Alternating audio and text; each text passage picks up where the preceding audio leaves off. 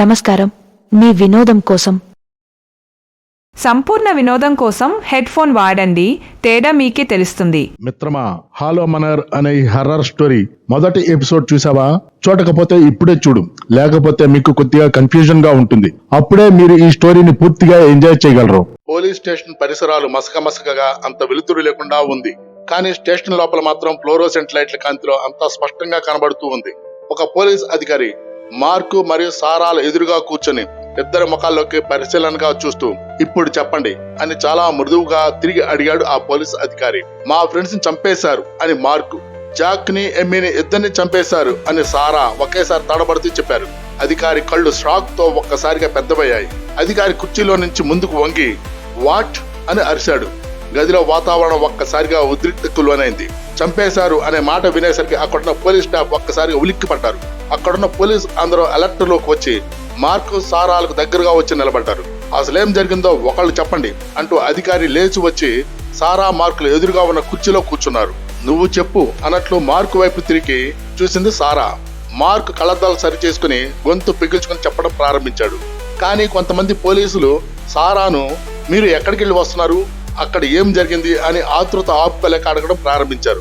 ఇంకో టేబుల్ దగ్గర ఉన్న మహిళా పోలీసు మార్కు చెప్పేదాన్ని చకచకా రాయడం ప్రారంభించింది. అధికారి అందరినీ సైలెంట్ గా ఉండమని చెప్పి మార్కు వైపు తిరిగి నువ్వు చెప్పు అసలేం జరిగిందో అని అడిగాడు. మార్క్ చెప్పడం ప్రారంభించాడు. అతని చేతులు వణకడం స్పష్టంగా కనబడుతున్నాయి. సార్, మేము సిటీలో ఉన్న యూనివర్సిటీలో ఆర్కియాలజీ స్టూడెంట్స్. నా పేరు మార్క్, ఈమె సారా. ప్రతి సెమిస్టర్ చివర్లో ఆర్కియాలజీ విద్యార్థులందరూ కొన్ని గ్రూపులుగా విడిపోయి ఆ ప్రాంతానికి దగ్గరలో ఉన్న దేవాలయాలు, పాత కట్టడాలు, మారుమూల గ్రామాల్లో ఉన్న ప్రజల జీవన స్థితిగతులను స్టడీ చేస్తూ ఉంటాం. అలాగే పర్వత ప్రాంతాలలో ఉండే ప్రజల విశ్వాసాలు, వాటిని వారు ఆచరించడానికి కారణమైన మూలాలు మొదలైన వాటిని తెలుసుకుని వాటిని ప్రాజెక్ట్ రిపోర్ట్లుగా తయారు చేసుకుంటూ ఉంటాం. అందులో భాగంగా మేము 5గురం ఒక టీమ్ గా ఏర్పడి ఈ ప్రాంతంలోని అడవిలో ఉన్న హాలో మేనర్ అనే దానిని ఎంచుకున్నాం. మా టీంలో మేము ఇద్దరం కాకుండా ఎమ్మి, జాక్, సుశాన్ ఉన్నాం. చివరి మూమెంట్ లో అనుకోకుండా సుశాన్ రావడం కుదరక మాత్రం రాలేకపోయింది. మార్క్ చెప్పడం ఒక క్షణం ఆపి సార్ వాటర్ కావాలి అని అడిగాడు. పక్కనే ఉన్న పోలీసు గ్లాస్ లో కోక్ పోసుకుని వచ్చి మార్కు ఇచ్చాడు. మార్క్ 2 కుక్కలు కోక్ తాగి ఒకసారి అందరి వైపు తిరిగి సార్, ముందు మనం తొందరగా అక్కడికి వెళ్దాం, దారిలో మీకు జరిగిన సంగతి అంతా చెప్తాను అన్నాడు పోలీస్ అధికారి ముఖంలోకి చూస్తూ. పోలీసు అధికారి కొంత అసహనంగా కదులుతూ వెళ్దాం, ముందు మీ ఫ్రెండ్స్ కి ఏం జరిగిందో చెప్పు మార్క్ అన్నాడు. వాళ్ళిద్దరూ చనిపోయారండి, లేరు చంపేశారండి అంది సారా ఆదుర్దాగా. ఆమె గొంతు కీచుగా వినిపించింది. నువ్వు చెప్పు మార్క్, తర్వాత ఏం జరిగింది తిరిగి ప్రశ్నించాడు పోలీస్ అధికారి. పూర్తిగా తెలుసుకుని ఒక నిర్ధారణకు వచ్చి కానీ వీళ్ళు కదిలేటట్లు లేరు అని మార్కుకు అర్థమైంది. మార్క్ తిరిగి చెప్పడం ప్రారంభించాడు. ఇక ఇక్కడ నుంచి డైరెక్ట్ గా కథలోకి వెళ్దాం. యూనివర్సిటీలో ఆర్కియాలజీ విద్యార్థులు ఎప్పటిలానే ఈ సెమిస్టర్ లో కూడా ప్రాజెక్ట్ క్యాంప్ కి బయలుదేరారు. ఈ క్యాంపు ముఖ్య ఉద్దేశం ఏమిటంటే చరిత్రలో మరుగున పడిపోయిన రహస్యాలను, ఆ ప్రాంత ప్రజల విశ్వాసాలను, వాటికి ఆధారాలను, చారిత్రక కట్టడాలను, అందులోని నిగూఢ రహస్యాలను శాస్త్రీయ పద్ధతిలో వెలుగులోకి తేవడమే ఈ క్యాంపు ముఖ్య ఉద్దేశం. ఆర్కియాలజీ విభాగం యొక్క రహస్య శోధన సెమిస్టర్ ప్రాజెక్టు గా జాక్ టీము 300 సంవత్సరాల చరిత్ర ఉన్న హాలో మేనర్ అనే ప్రాంతాన్ని ఎంచుకుంది. ఒక పురాతన మ్యాగజైన్ లో దాని గురించి చదివిన జాక్ ఆ భవనం చరిత్రలో మరుగున పడిన రహస్య చరిత్ర అని వివరించబడి ఉంది అని టీమ్ కి చెప్పుకొచ్చాడు. హాలో మేనర్ అనేది ఒక ప్రాచీన కట్టడమని, 300 సంవత్సరాలకు పైగా చరిత్ర ఉందని, దానిని స్టడీ చేస్తే చాలా విషయాలు తెలుస్తాయని, ఎప్పటిలానే ఈసారి కూడా తన సహ విద్యార్థులు మరీ ముఖ్యంగా తన స్నేహితులైన మార్కు, సారా, సుసాన్, ఎమ్మీలను క్యాంప్ కి రెడీ చేశాడు జాక్. ప్రయాణానికి కరెక్ట్ గా ముందు రోజు సుసాన్ తాను రావడానికి వీలు పడదని చెప్పి క్యాంప్ ప్రోగ్రామ్ నుంచి తప్పుకుంది. ప్రయాణాన్ని వాయిదా వేయడం ఇష్టం లేక మిగిలిన 4 హాలో మేనర్ కి బయలుదేరారు. ఇక్కడ ఈ 4 భౌతిక రూపురేఖలు, వారికి ఉన్న శక్తి సామర్థ్యాల గురించి తెలుసుకుందాం. ముందుగా జాక్ గురించి తెలుసుకుందాం. జాక్ ఎత్తు 6 అడుగులకు పైమాటే, వయసు 25 సంవత్సరాలు, చతురస్రాకార ముఖంతో తీక్షణమైన చూపులతో ఉంటాడు. నల్లటి జుట్టుతో దానికి ఏ విధమైన సంస్కారం లేక గజిబిజిగా ఉంటుంది. తెల్లటి టీ షర్టు పై ఎరుపు రంగు ప్లానల్ చొక్కా, నీలి రంగు జీన్స్ మరియు హైకింగ్ బూట్లు ధరించి ఉంటాడు. కండలు తిరిగే శరీరంతో చాలా ధైర్యంగా ఉంటాడు.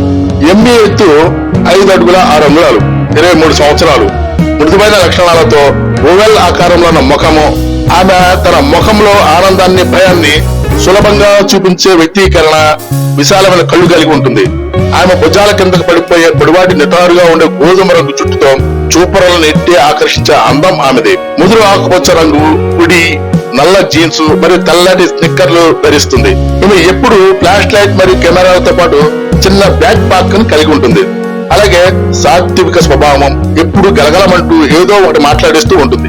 తరువాత సారా ఎత్తు 5 అడుగుల 4 అంగుళాలు, వయసు 23 సంవత్సరాలే. బుగ్గలపై చిన్న చిన్న మచ్చలతో ఒంటరి ముఖం, అమాయకంగా కనిపించే పెద్ద కళ్ళు, భుజం వరకు పొడుగు ఉంగరాల రాగి చుట్టూ, తరచుగా వదులుగా ఉండే పోనీటైల్తో వెనక కట్టి ఉంటుంది. లేత నీలం రంగు జాకెట్, నల్లటి లెగ్గింగులు మరియు చీలమంట బూట్లు ధరించి ఉంటుంది. భయానికి మారుపేరుగా ప్రతి చిన్నదానిని అతిగా ఆలోచిస్తూ ఉంటుంది. మార్క్ ఎత్తు 5 అడుగుల 9 అంగుళాలు, 24 సంవత్సరాలు. ఎత్తైన నుదురుతో పూల ముఖంతో ఉంటాడు.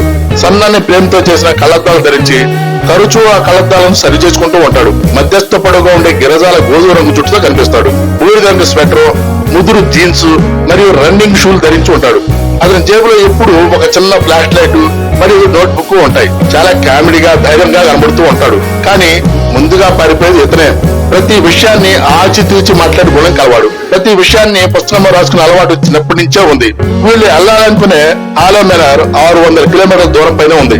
ఉదయం 11 గంటలకు నలుగురు స్నేహితులు తమ నీలం రంగు కారులో 600 కిలోమీటర్ల దూరంలో ఉన్న హాలో మేనర్ వైపు ప్రయాణం ప్రారంభించారు. ప్రయాణంలోకి అలాగే బేస్ క్యాంప్ లో ఉండే 2 రోజులకి కావలసిన 2 వాటర్ ప్రూఫ్ మినీ టెంట్లు, అడవిలో -10 డిగ్రీలు చలి తీవ్రతను కూడా తట్టుకునే హాయిగా నిద్రపోవడానికి sleeping bags, compact bed sheets, LED లాంతర్లు, హెడ్ ల్యాంప్స్, ఫోన్లు, కెమెరాలు ఛార్జ్ చేసుకోవడానికి పవర్ బ్యాంకులు, సోలార్ ప్యానెల్లు, డ్రై ఫ్రూట్స్ మరియు ఎనర్జీ బార్స్, ఇన్స్టెంట్ నూడిల్స్ మరియు ready to eat packets, beer cans, first aid kit. వీటితో పాటుగా ఈ బృందం వారి పరిశోధనకు అవసరమైన అతి ముఖ్యమైన emergency siren, 120 decibel the personal alarms, అతీంద్రియ కంపనాలను గుర్తించడానికి వాడే EMF మీటర్లు, సాక్ష్యాలు సేకరించడానికి వాడే DVB వాయిస్ రికార్డర్ పరికరమం, రాత్రి సమయంలో ఉపయోగించే ఇన్ఫ్రారెడ్ కెమెరాలు. ఇవే కాకుండా డిజిటల్ కెమెరా, అదనపు బ్యాటరీలు, హెర్బల్ ఇన్ఫెక్ట్ రిపెలెంట్లు, తేమ ఉష్ణోగ్రతను గురించే వాతావరణ పరిశీలన పరికరాలు, మరీ ముఖ్యంగా ఎమ్మి తనతో పాటు తెచ్చుకున్న సెల్టిక్ రూన్స్ డిక్షనరీ. దీని గురించి ముందు తర్వాత చెప్పుకుందాం. మొదలైన వస్తువులు తీసుకుని కారులో బయలుదేరారు. నలుగురికి కారు డ్రైవింగ్ వచ్చు. వీరు చేరాలనుకున్న బేస్ క్యాంప్ అదే హాలో మేనర్. దాదాపుగా 6 గంటల సమయం పడుతుంది అని అనుకున్నారు. ఉదయం 11 గంటలకు బయలుదేరి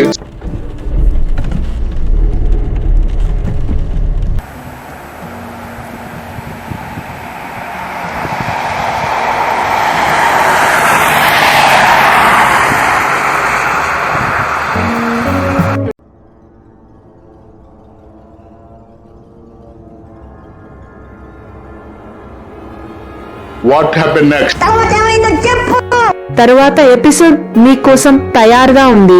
నోటిఫికేషన్ కోసం వాట్ హ్యాపెన్ నెక్స్ట్ ఛానల్ ని ఇప్పుడే సబ్స్క్రైబ్ చేసుకోండి. ధన్యవాదాలు.